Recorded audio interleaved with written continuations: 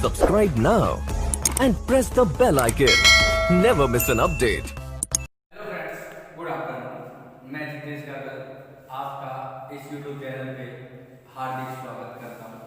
दोस्तों, अब तक हमने जो भारतीय दंड संहिता 1860 के बारे में पढ़ा था, जो उसके प्रोविजन के बारे में पढ़े थे महिला से संबंधित, उसी में आज हम उससे जितने भी क्वेश्चन बनते हैं उसको सोल्व करने की कोशिश कर रहे हैं। देखिए, हमने धारा 292 पढ़ी थी, अश्लील पुस्तकें का विक्रय करना, कि कोई भी अश्लील पुस्तकों का विक्रय करता है तो किस धारा में उसको सजा दी जाएगी। देखिए, उसके लिए धारा 292 में प्रावधान किया गया है कि यदि कोई भी व्यक्ति अश्लील पुस्तकों का विक्रय करता है तो धारा 292 के अंदर इंक्लूड होगा। इसके बाद देखिए, क्वेश्चन नंबर 2 कहता है कि अश्लील पुस्तकों के विक्रय के लिए कितने दंड का प्रावधान है। कि मान लीजिए जो व्यक्ति अपराध कर रहा है तो उसको कितने साल तक की कितना सजा मिलने का प्रावधान है। तो इसका आंसर सी है, 2 वर्ष से 2000 रुपए तक का जुर्माना। इसके बाद क्वेश्चन नंबर 3 आता है कि अश्लील पुस्तकों के विक्रय संबंधी अपराध को पुनः करने पर या पश्चात मतलब बार बार करने पर कितनी सजा का प्रावधान है। एक समझिए, इसको ए नाम का एक व्यक्ति है, वह अश्लील पुस्तकों का विक्रय करता है पहली बार, ठीक है, फिर दूसरी बार करता है, फिर तीसरी बार करता है। तो कह रहा है यदि ए नाम के व्यक्ति ऐसे बार बार अपराध करता है तो उसके लिए कितनी सजा का प्रावधान है। दोस्तों, उसके लिए जो सजा का प्रावधान है वो है 5 वर्ष 5000 रुपए जुर्माना, और इसका जो आपका आंसर है सी है। देखिए, यहाँ पे छोटा सा क्वेश्चन वो और बना सकता है, घुमाना चाहेगा कि बताइए यदि ए नाम का एक व्यक्ति है और वह अश्लील से संबंधित दोबारा अपराध करता है तो किस धारा में उसको दंडित किया जाएगा। हमारा आंसर वही है 292 में, वही 292 में दंडित किया जाएगा। इसके बाद क्वेश्चन नंबर 4 कहता है कि अश्लील कार्य और अश्लील गाने के बारे में किस धारा में प्रावधान है। देखिए, इस क्वेश्चन को हम बात करते हैं, धारा 294 में कहता है कि यदि कोई भी व्यक्ति किसी भी लोक स्थान पर अश्लील गाने गाता है, अश्लील कार्य करता है तो उसको दंडित करने का प्रावधान किया गया है। तो धारा 294 इसका आंसर है। अगला क्वेश्चन पूछ सकता है, क्वेश्चन नंबर 5, कि अश्लील गाने को किस स्थान पर गाना अपराध माना गया है। कि कोई भी व्यक्ति अश्लील गाने गाता है तो किस, इसका आंसर आपका बी है, सरकारी लोक, ठीक है, पब्लिक प्लेस पे। क्वेश्चन नंबर 6 है कि अश्लील कार्य और गाने पर कितनी सजा का प्रावधान है। इसका आपका आंसर सी है, 3 माह और असीमित। इसके बाद क्वेश्चन नंबर 7 आया कि दहेज मृत्यु के बारे में प्रावधान किस धारा में है। हमने पढ़ा था धारा 304 बी में कि दहेज मृत्यु क्या होती है। तो उसमें बताया गया था कि यदि कोई भी व्यक्ति, या जो कह सकते हैं यदि कोई भी पति या पति का नातेदार शादी के 7 साल के अंदर किसी भी महिला की यदि मृत्यु गायब कर देता है, दहेज मृत्यु में आता है, और उसके बारे में हमने 304 बी, तो इसका आंसर हो गया सी। इसके बाद क्वेश्चन 8 है कि दहेज मृत्यु का अपराध शादी के कितने वर्ष के अंदर माना जाता है। सेक्शन अर्थात धारा के अनुसार कितने समय के अंदर दहेज मृत्यु का अपराध माना जाता है। दोस्तों, 7 साल अभी बात की थी और इसका आंसर भी सी है, 7 साल के अंदर। देखिए, अगले क्वेश्चन में बात करते हैं हम। क्वेश्चन नंबर 2 कहता है कि दहेज मृत्यु के बारे में कितनी सजा का प्रावधान है। हमने अभी बात की थी आप लोगों के साथ कि धारा 304 में ये कहती है कि यदि किसी भी पति या पति के नातेदार के द्वारा किसी स्त्री की दहेज के कारण से मृत्यु पारित कर दी जाती है तो दहेज मृत्यु कहलाती है, और शादी के 7 साल के अंदर। अब उसी के दूसरे पैराग्राफ में यह भी बताया गया है कि कितनी सजा का प्रावधान होगा। देखिए, ऑप्शन पहला दिया उसने आजीवन कारावास, आजीवन मतलब जब तक जिएगा। दूसरा दिया 5 वर्ष से और आजीवन, की कम से कम 5 साल, ज्यादा से ज्यादा आजीवन। तीसरा कहा मृत्युदंड मतलब कि फांसी, सजाए मौत। चौथा कहा 7 वर्ष से आजीवन कारावास मतलब कि कम से कम 7 साल का। तो हम बात करें, इसका जो आपका आंसर होगा वो आंसर होगा 7 वर्ष से आजीवन कारावास। दोस्तों, इस चीज को याद रखना कि शादी के 7 साल के अंदर यदि आपने अपनी वाइफ की हत्या कर दी दहेज के कारण, तो कम से कम 7 साल की सजा तो न्यायालय से मिलेगी।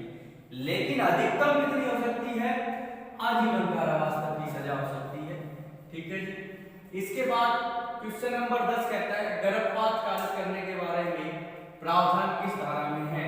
यदि किसी स्त्री का गर्भपात किया जाता है, मान लीजिए कोई स्त्री गर्भ से है और उसका गर्भपात करवाया जाता है, किया जाता है, तो उसके लिए जो प्रावधान किया गया है वो किया गया है धारा 312 में। अब बात इसी में करता है क्वेश्चन नंबर 11 कि गर्भपात कार्य करने के लिए कितने दंड का प्रावधान है।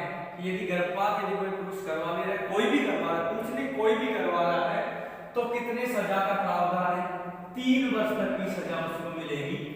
क्वेश्चन नंबर 12 कहता है यदि स्त्री स्पंदगर्भा है। इस शब्द के बारे में हमने चर्चा जब क्लास वीडियो बनाई थी, जब की थी। स्पंदगर्भा क्या होता है कि कोई भी महिला जब गर्भ से 3 या 4 महीने से हो जाती है तो स्पंदगर्भा कहलाता है, तो फिर वह गर्भपात कार्य करवाया जाता है, तो कितनी सजा का प्रावधान है। दोस्तों इसमें स्पंदगर्भा में जो सजा मिलेगी 7 वर्ष तक। आप उस वर्ष सी हो गया। क्वेश्चन नंबर 13 कहता है कि स्त्री की सहमति के बिना गर्भपात कार्य करने के बारे में प्रावधान किस धारा में है। यदि कोई ए नाम की स्त्री है और वह गर्भपात कार्य नहीं करवाना चाहता, लेकिन उसकी इच्छा के विरुद्ध उससे जबरदस्ती यदि गर्भपात कार्य करवाया जाता है तो किस धारा में दंडित किया गया है, उसके लिए आपका आंसर है धारा 313 ए। अगला क्वेश्चन नंबर 14 कहता है कि स्त्री की सहमति के बिना गर्भपात कार्य करने के बारे में कितने दंड का प्रावधान है कि 313 में जो अपराध किया जा रहा है तो कितनी सजा मिलेगी। दोस्तों 10 वर्ष या आजीवन कारावास की सजा का प्रावधान है और आंसर हो गया बी। इसके बाद क्वेश्चन नंबर 15 पे बात करते हैं स्त्री की लज्जा भंग। हमने बात की थी 354 में कि स्त्री की लज्जा भंग क्या है, किसी भी महिला के किसी भी आश्रय से लज्जा को कम करना, अपमानित करना, आश्रय से उन पर हमला या आपराधिक बल, उस पर हमला किया, आपराधिक बल का प्रयोग किया गया, तो किस धारा में दंडित करने का प्रावधान है। दोस्तों इसका आंसर 354 है और सी। यदि कोई भी पुरुष किसी स्त्री की लज्जा भंग करता है अर्थात उसको अपमानित करने के आश्रय से उस पर हमला या आपराधिक बल करता है तो उसको इसका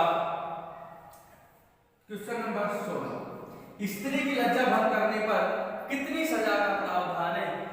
यदि कोई भी पुरुष स्त्री की लज्जा भंग कर रहा है तो दोस्तों इसका आंसर जो सीधी सीधी बात करें सी आएगा, 1 वर्ष से 5 वर्ष तक, कम से कम 1 साल की सजा और अधिकतम 5 वर्ष। क्वेश्चन नंबर 17 कहता है कि लैंगिक उत्पीड़न के बारे में किस धारा में प्रावधान है कि यदि कोई भी पुरुष किसी महिला से लैंगिक उत्पीड़न करता है तो उसके लिए देखिए, अब मैं आपको लास्ट इसमें बता रहा हूं कि आंसर आप कैसे निकालना सीखे।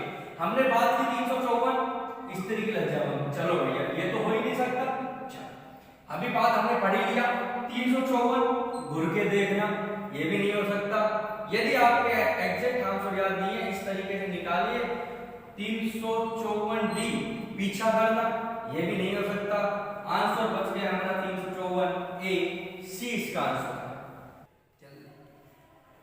क्वेश्चन नंबर 18 पे बात करते हैं विवस्त्र करने के आश्रय स्त्री पर हमला करने के बारे में प्रावधान किस तरह। दोस्तों हमने धारा 354 बी पढ़ी थी जो ये कहती थी यदि किसी भी स्त्री को आप सार्वजनिक स्थान पर विवस्त्र कर रहे हैं, उसके वस्त्रों को हटा रहे हैं, तो सजा के प्रावधान के बारे में, तो उसके लिए जो आपका आंसर होगा धारा 354 बी होगा।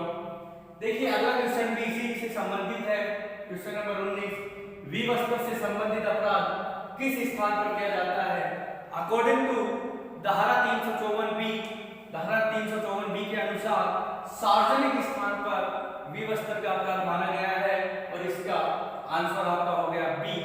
दोस्तों क्वेश्चन नंबर 20 कहता है विवस्त्र करने पर कितनी सजा का प्रावधान है, तो इसमें जो सजा है आंसर आपका डी है, 3 वर्ष से 7 वर्ष तक प्लस जुर्माना। तो धारा 354 बी ये कहती है यदि किसी पुरुष के द्वारा किसी स्त्री को विवस्त्र किया जाता है सार्वजनिक स्थान पर तो उसको 3 वर्ष से 7 वर्ष तक की सजा का दंडित किया जाएगा। दोस्तों अभी हम आगे कल की क्लास में और क्वेश्चन हल करेंगे। इसके साथ साथ हम अगले एक्ट पढ़ेंगे दहेज प्रतिषेध अधिनियम 1961 की दहेज के बारे में। तो थैंक यू सो मच।